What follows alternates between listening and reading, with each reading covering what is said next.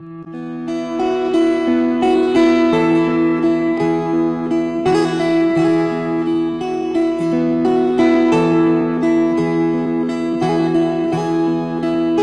ang pangulo para sa pagbabago.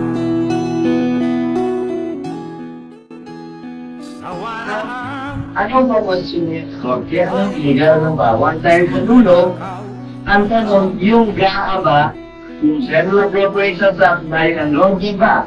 Yung ko ba? Nagago mo na naman kami. Hindi nga yun ang gustong pag-usapan ng ating mga kababayan. The Filipino Taxpayers Self-Explanation and an examination of the enrolled bill printed by the SOR and comparing with the ratified BICAM poll will be exposed those responsible. Yan ang napakagandang punto nitong si dating Senator Ping Lacson.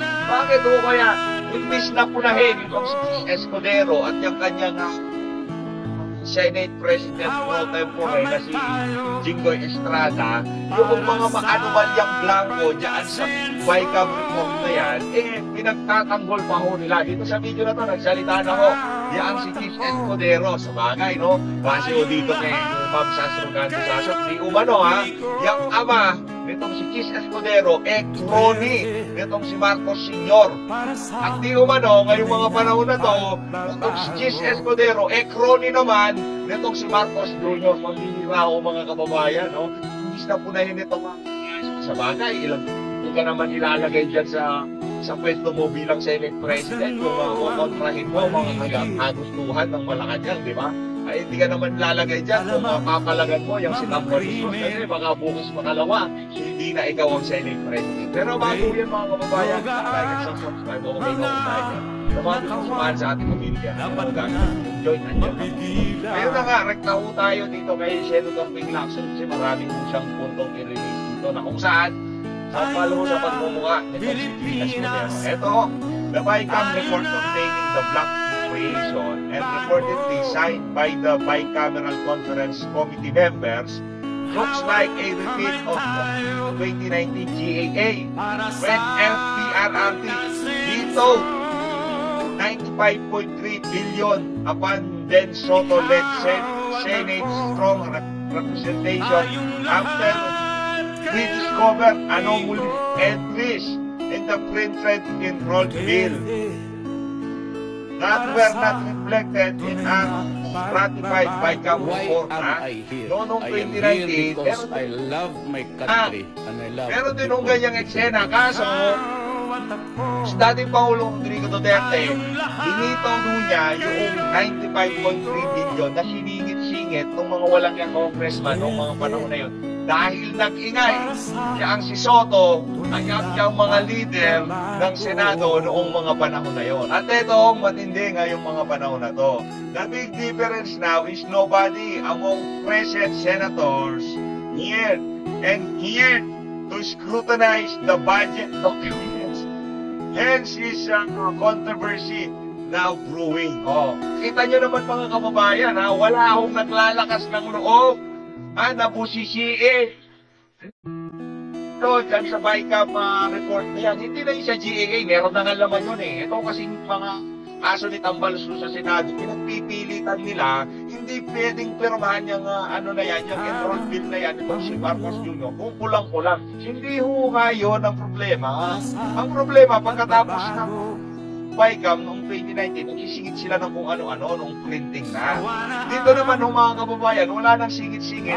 Siguro natuto na sila noong 2019. Diba? Hindi na sila nagsisingit. Ngayon, dinagyan naman ho nila blanco. Pero yung mga senador ngayong mga panahon na to, wala akong nagsasalita. Ito, the Filipino Taxpayers Self-Explanation and examination of the enrolled bill printed by the SOR and comparing with the ratified BICAM poll will be exposed those responsible.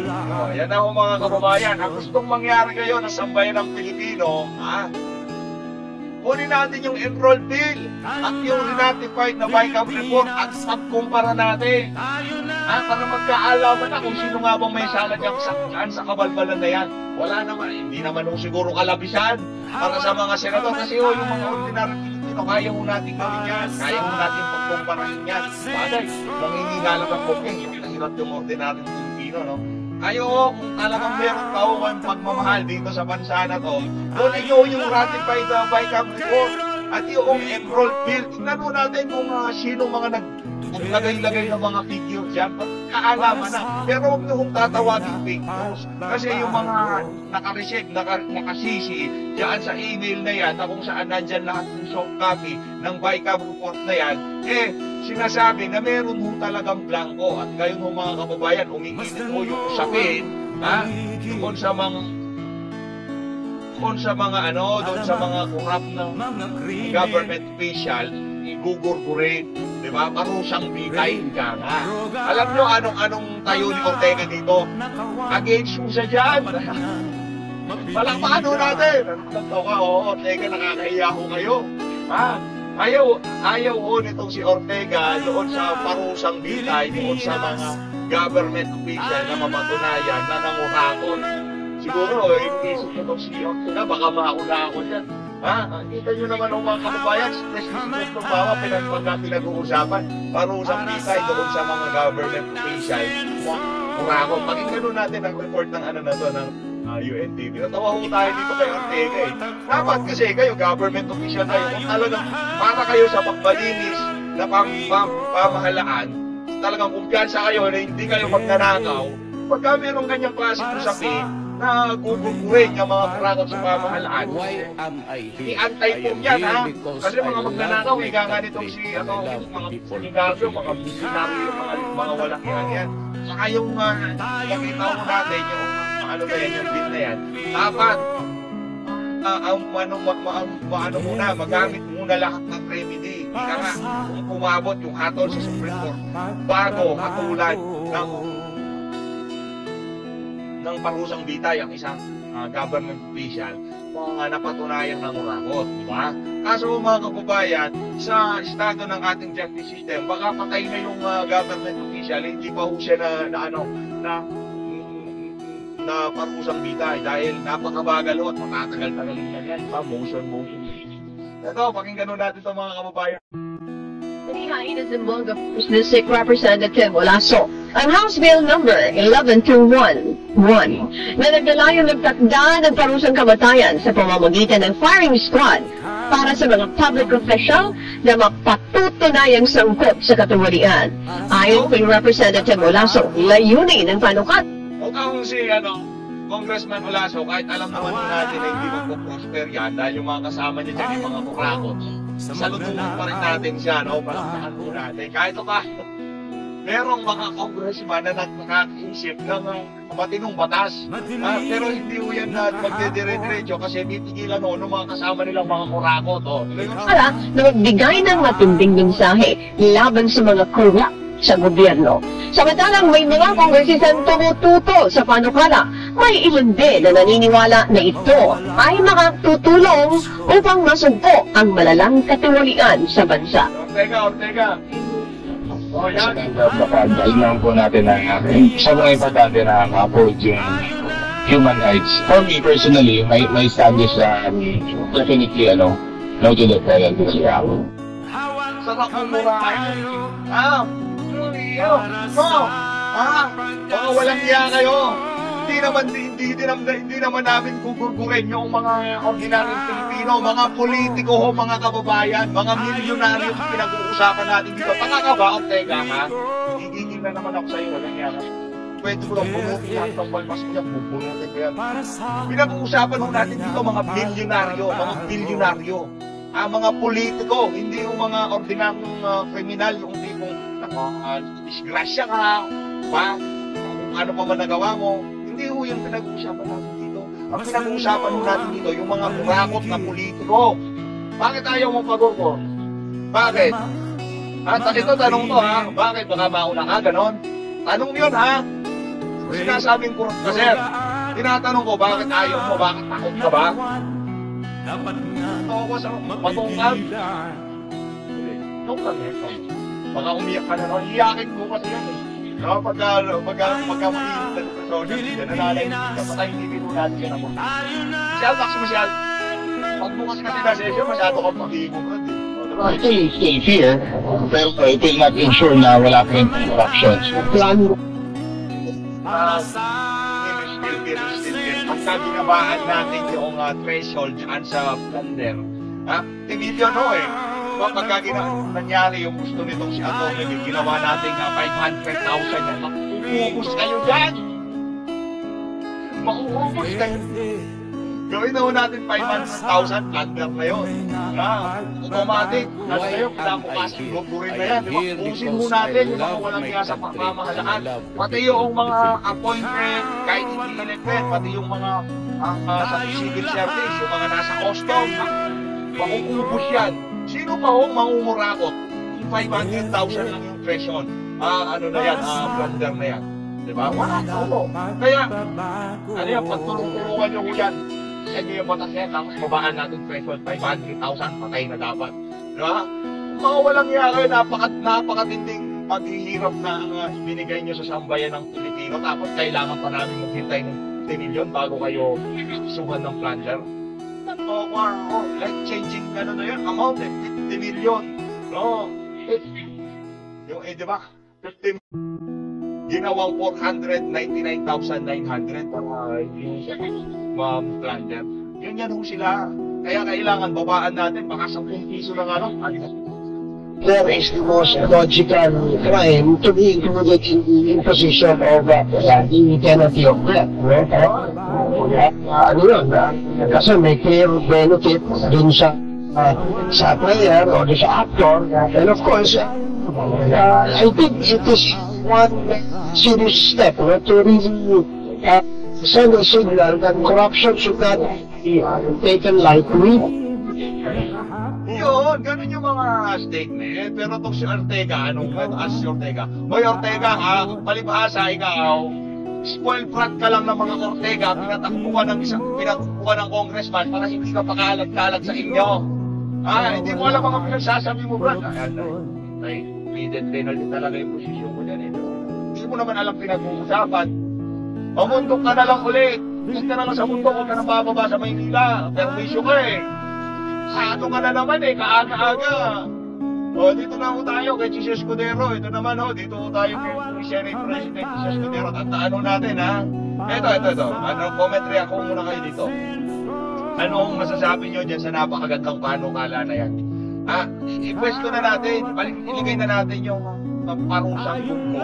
Pagka parusang bitay sa mga kurakot. Lagay na natin para yung mga parating nating mga senador, kahit po si Pastor Apollo, medyo konti na lang yung tatrabaho nila, yung pagbaba na lang ng threshold. Gawin na lang natin ng 500,000.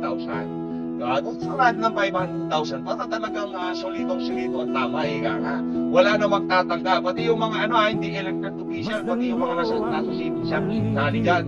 Baka elected official, di pwede yun. Basta nanunungkulan ka, hinahawakan mo ang pera ng sambayanan, nasa pamahalaan mo, diba? Civil service, ang hirap po ng examination, diba? Ang hirap. Pero gagawin custom, napunta kung saan, mangungurakot lang ang mga walang yan.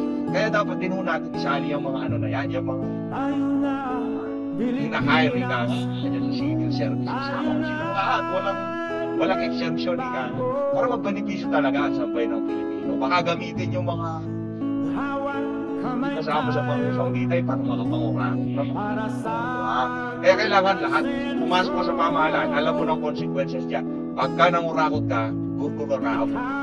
Sangayin mo ba kayo doon? I-comment nyo ko dyan sa baba. Rekta na ko tayo dito kay Jesus Escudero. Pinagtanggol mo niya ang kanyang kaibigan na si Marcos Jr. at Martin Calvario. Pakinggan natin ang kanyang mga pagkakista dito. Okay?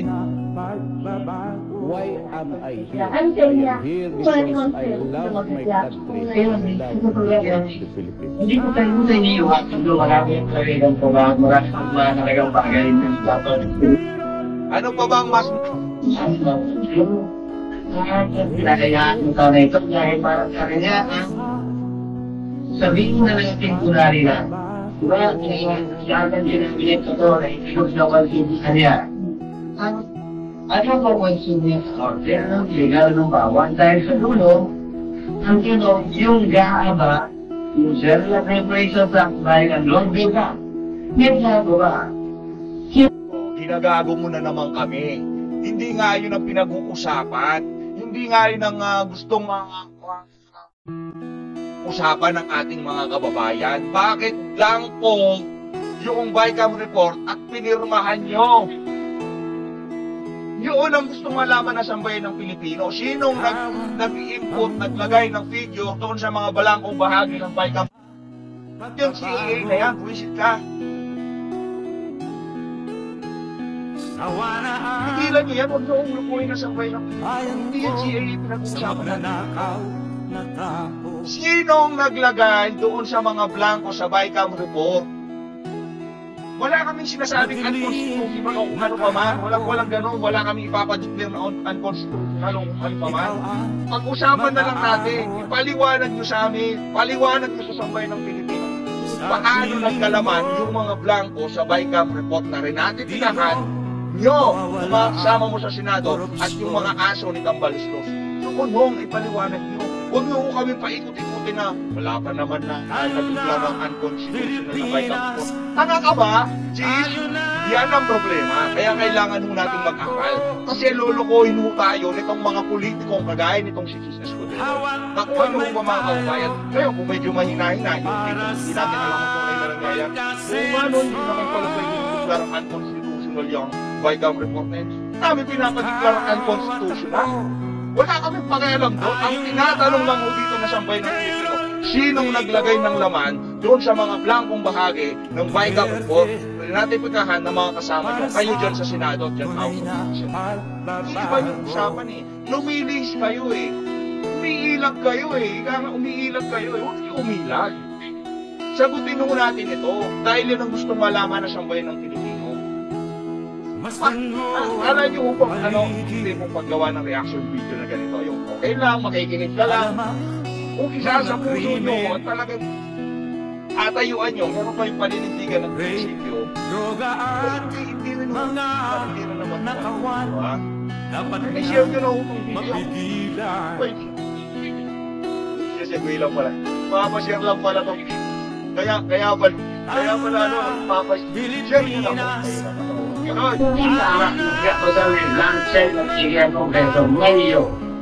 yan na naman, linilis mo na naman, tinatanga mo na naman ang sambayan ng Pilipino.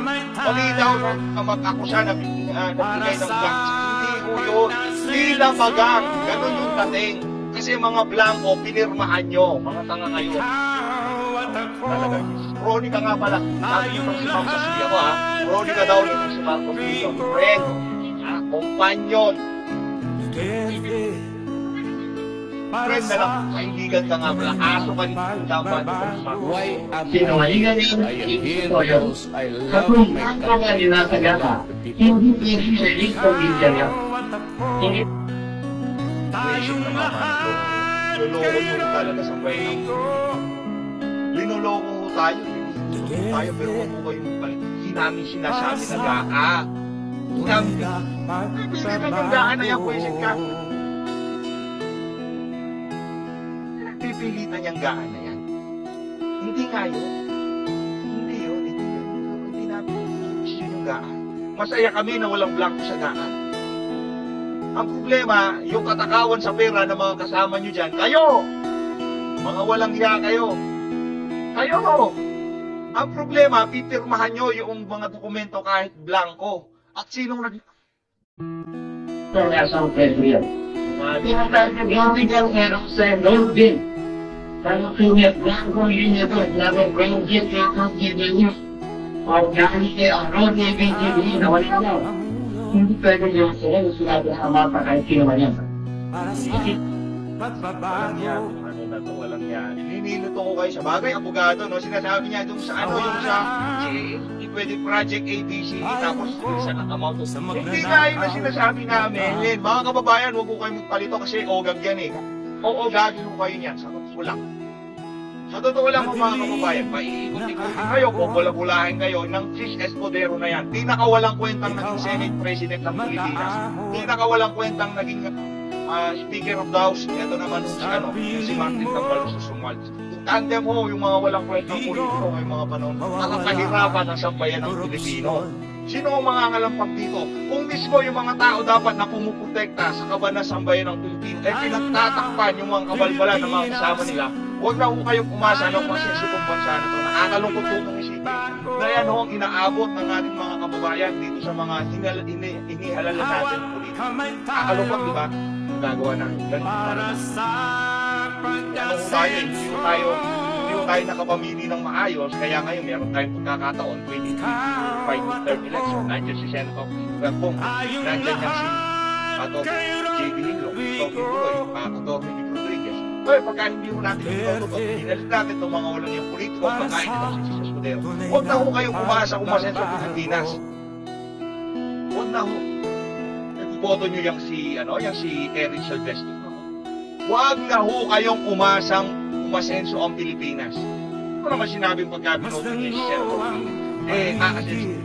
sinasabi natin dito, kahit pa paano man lang yung mga kababuyang pinaplanong gustong gawin ng mga walang yang politiko kagaya ni Tambo. Kaya meron mo tayo meron mong magsasalita para sa sambay ng may mo ba meron magsasalita? Wala. Yes, hindi ko siya nagsasalita. Baka nagpaparinig ko. Kailangan niya para sa sa yun, ikaw niya pero yun. Kita, hindi ang gusto niya mag-interong pero at magkapalaga ang kukonte na pwede yun. Pero dito sa parigang pagkakas meron na naman kaming nahihiwan gabi na araw na ito. Wala kaming pakialam dyan sa mga batas na gusto nyo makikasa. Ang ayusin nyo ho yung budget na minaboy ng mga kasama nyo dyan. Ang hindi ka man kasama, kung di mo man alam to, siguro talaga. Pero pakinggan nyo ho ang salubin, panawagan ng sambayanan. Why am I here? I am here because I enroll love bill at my yung buy ka country and I love the people of the Philippines. Pag-nagbayin natin, para magkaalaman. Binibida mo sa amin yung pwedeng magkaroon ng item na ABC tapos blanco na ganito ba hindi naman yung issue na sambayan ng Pilipino kung pangkain sila kung si Escudero naman kayo naman ala nyo naman madadaan nyo sa pabula-bula sa bayan ng Pilipino ngayong mga panahon na to.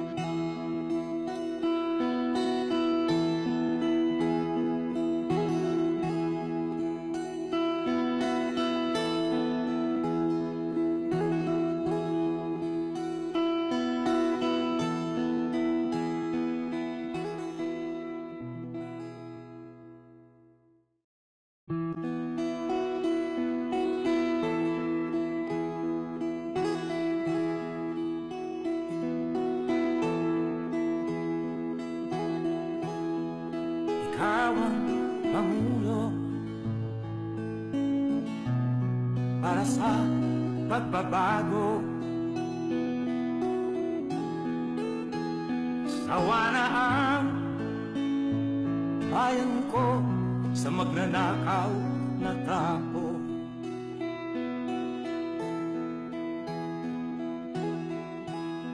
Madilim na kahapon, ikaw ang mag-aahon sa piling mo. Di ko mawawala ang korupsyon.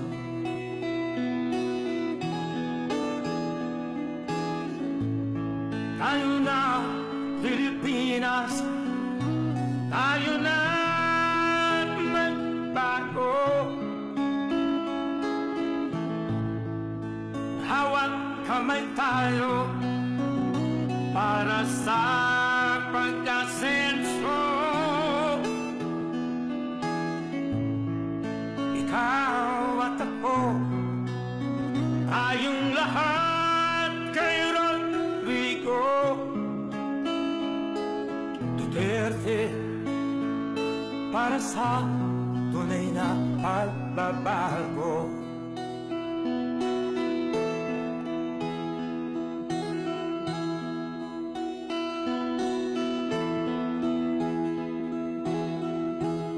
Masdan mo ang paligid, talamak mga krimen, rape, droga at mga nakawan, dapat nga mapigilan.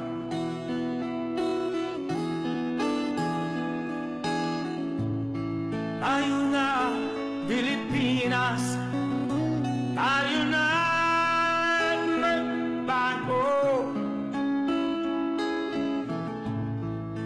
Hawak kamay tayo para sa pagtasenso. Ikaw at ako, tayong lahat kay Rodrigo Duterte, para sa tunay na pagbabago. Why am I here? I am here because I love my country and I love the people of the Philippines. Ikaw at ako, tayong lahat kay Rodrigo Duterte, para sa tunay na pagbabago.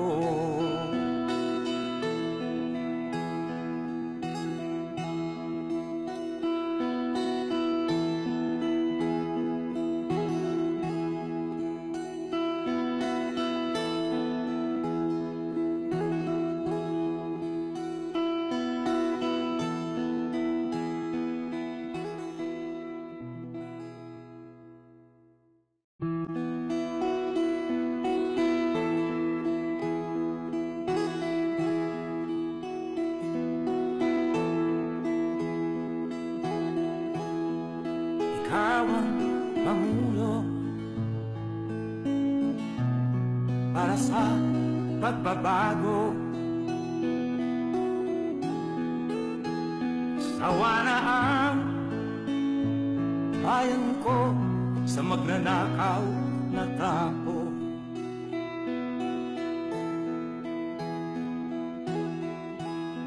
Madilim na kahapon, ikaw ang mag-aahon. Sa piling mo, di ko mawawala ang korupsyon.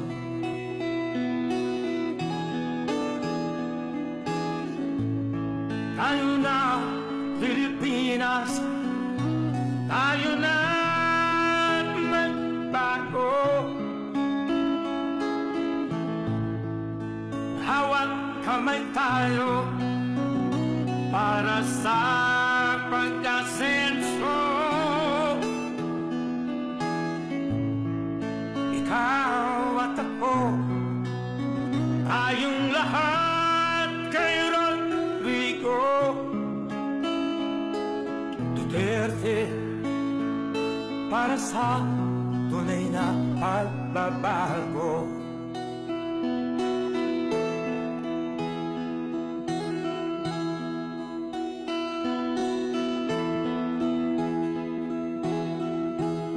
Masdan mo ang paligid,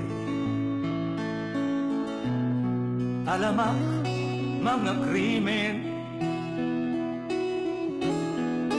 rape, droga at mga nakawan, dapat nga mapigilan.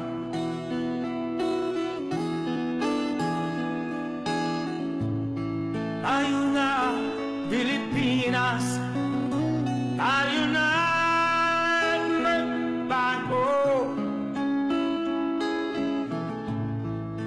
Hawak kamay tayo para sa pagtasenso.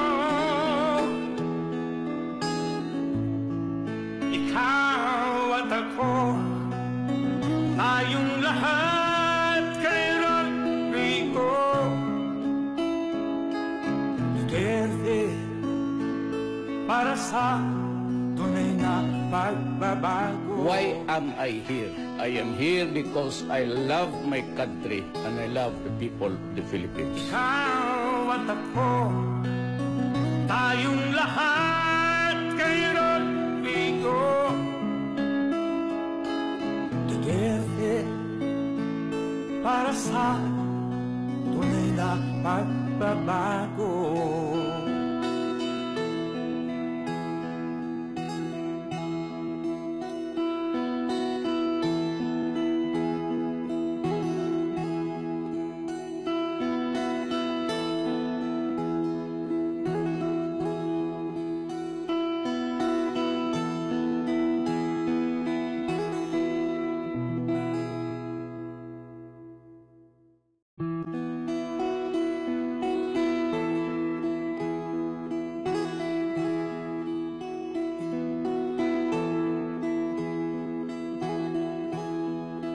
Ikaw ang Pangulo para sa pagbabago. Sawa na ang bayan ko sa magnanakaw na tao.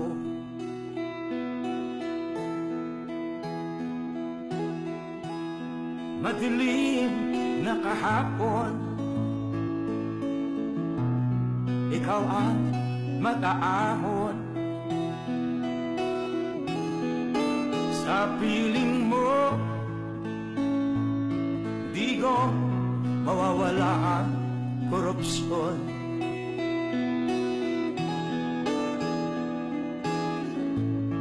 Tayo na Pilipinas, tayo na magbago. Hawak kamay tayo para sa pag-asenso.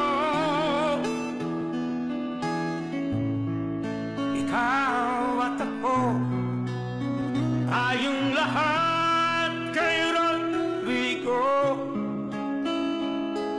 Duterte, para sa tunay na pagbabago.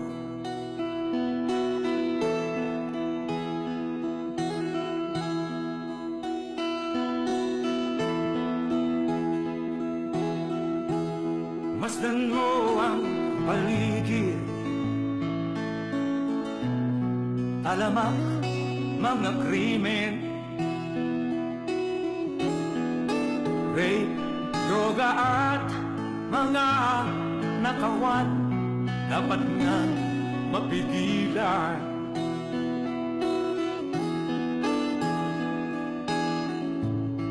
Tayo na Pilipinas, tayo na magbago. Hawak kamay tayo para sa pag-asenso. Ikaw at ako, tayong lahat kay Rodrigo Duterte, para sa tunay na pagbabago. Why am I here? I am here because I love my country and I love the people of the Philippines. Ikaw at ako, tayong lahat kay Rodrigo Duterte, para sa tunay na pagbabago.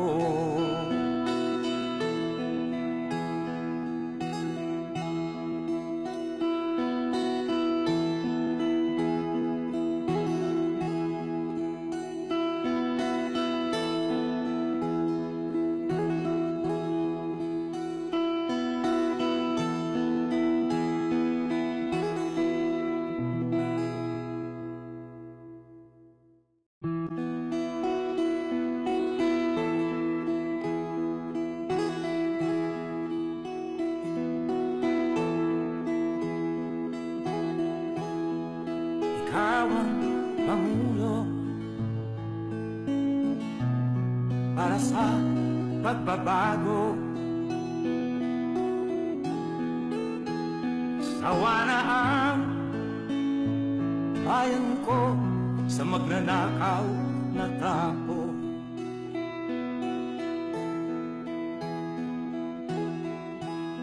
Madilim na kahapon, ikaw ang mag-aahon. Sa piling mo, di ko mawawala ang korupsyon.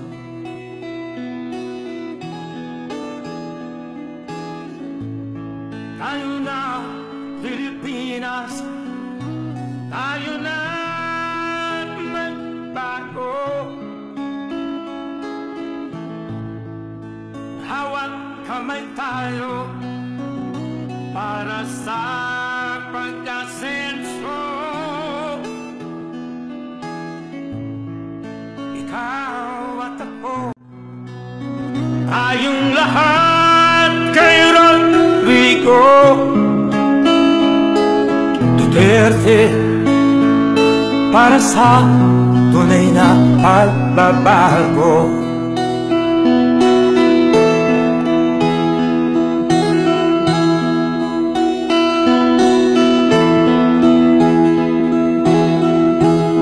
Masdan mo ang paligid, alamak mga krimen, rape, droga at mga nakawan, dapat nga mapigilan.